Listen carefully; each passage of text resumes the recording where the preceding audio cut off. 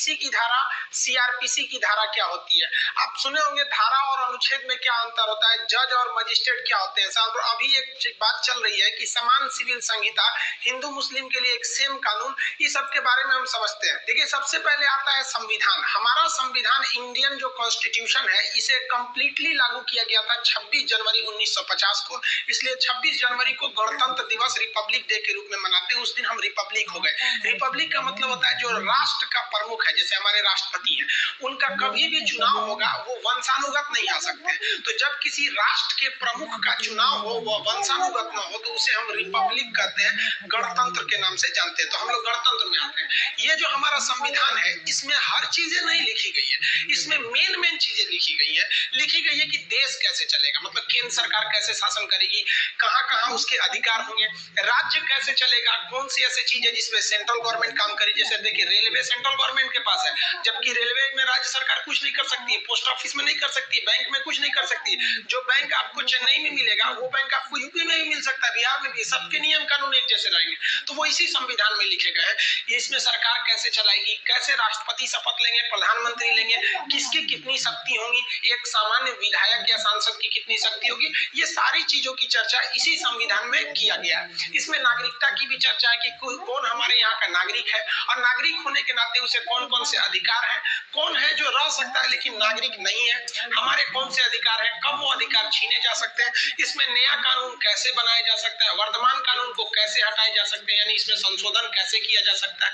ये सारी की सारी चर्चाएं इसी संविधान में है। कोई भी कानून आप हिंदुस्तान में बना सकते हैं, लेकिन उस कानून का जो आधार रखा जाता है उसमें आप ऐसा नहीं बना सकते जो इसमें मना किया है आप लोग बना देंगे। जैसे इसमें कहा गया है कि हर व्यक्ति का अधिकार है वो वोट डाल सकता है।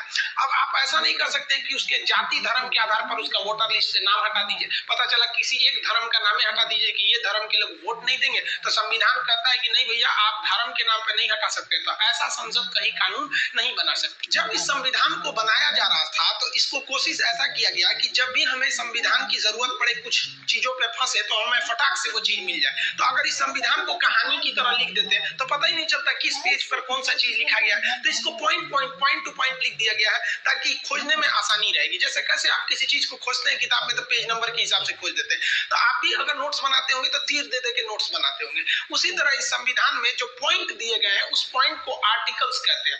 हिंदी में इसको हम अनुच्छेद कहते हैं। इसमें अभी वर्तमान में 395 अनुच्छेद है। इसको एबीसी करके एक्सटेंड किया जा सकता है, बट ये 395 से नंबरिंग नहीं ले जाएंगे, 395 ही रहने देंगे, एबीसी जोड़ेंगे वहां पे। तो इसमें अनुच्छेद होते हैं, इसमें धारा का प्रयोग नहीं किया जाता है। अनुच्छेद क्या होता है, पॉइंट होते हैं। जैसे हम कहेंगे कि भैया आप बताइए राष्ट्रपति किसमें है, तो अनुच्छेद 52। तो हम खोलेंगे तो आराम से, मान लीजिए हमने कोई पेज खोला तो वहां पे लिखा हुआ अनुच्छेद 35, तो हम आराम से समझ जाएंगे तो 35 है। राष्ट्रपति की चर्चा करेंगे 52 में तो और घसका के चले जाएंगे। तो ये अनुच्छेद एक पॉइंट है जो हमें इस बात की सहूलियत करने देता है कि कौन सी चीजें कहाँ है। जैसे हम लोग इसमें तो थोड़ा सा धुतला दिख रहा होगा, जैसे मान लीजिए कि भारत राज्यों का संघ है, हम किसी दूसरे राज्य को भारत में मिला सकते हैं कि नहीं, तो अनुच्छेद 2 में लिखा है। जैसे सिक्किम को भारत में मिला लिया गया 16 मई 1975, उससे पहले सिक्किम भारत का नहीं था, वो एक स्वतंत्र देश था। अब अनुच्छेद 3 में लिखा है कि वर्तमान राज्यों को तोड़ सकते हैं, आंध्र प्रदेश से तेलंगाना अलग हो गया, बिहार से झारखंड, ऐसे। तो ये अनुच्छेद में लिखे गया। वैसे ही संसद कहाँ है, तो 79 में संसद की चर्चा है। तो आप जब इस किताब को खोलिएगा और इत्तेफाक से मान लीजिए आपने 40 नंबर अनुच्छेद खोल दिया, तो आपको लगेगा ना नहीं हमको संसद के बारे में पढ़ना है, वो 79 में, तो आप आराम से पहुंच सकते हैं वहां पर। तो ये सहूलियत देने के लिए अनुच्छेद यानी आर्टिकल्स बना दिए गए। अगर कहानी की तरह लिख देता तो आपको पढ़ना पड़ता, अरे भाई साहब कहाँ का संसद निकल तो नहीं गया, समझा गया। विकिपीडिया की तरह इसे बना देता सीधे, तो खोजते रहो घसका के बोर होकर छोड़ देते। लेकिन आप ही बताइए हिंदुस्तान में तो बहुत सारे ऐसे मामले हैं जो इस संविधान में लिखी नहीं जा सकते हैं। तो इसीलिए इस संविधान में है कि आप अलग से कानून बना सकते हैं, लेकिन ऐसा नहीं बना दीजिएगा कि इससे उल्टा हो जाए। तो हम लोग क्रिमिनल कानून अलग से बनाए हैं और सिविल कानून भी बहुत अलग से बनाए हैं। बात करते हैं सिविल कानून की। सिविल कानून उसे कहते हैं जिसमें मार पीट, गुंडागर्दी, डकैती, रेप, धमकी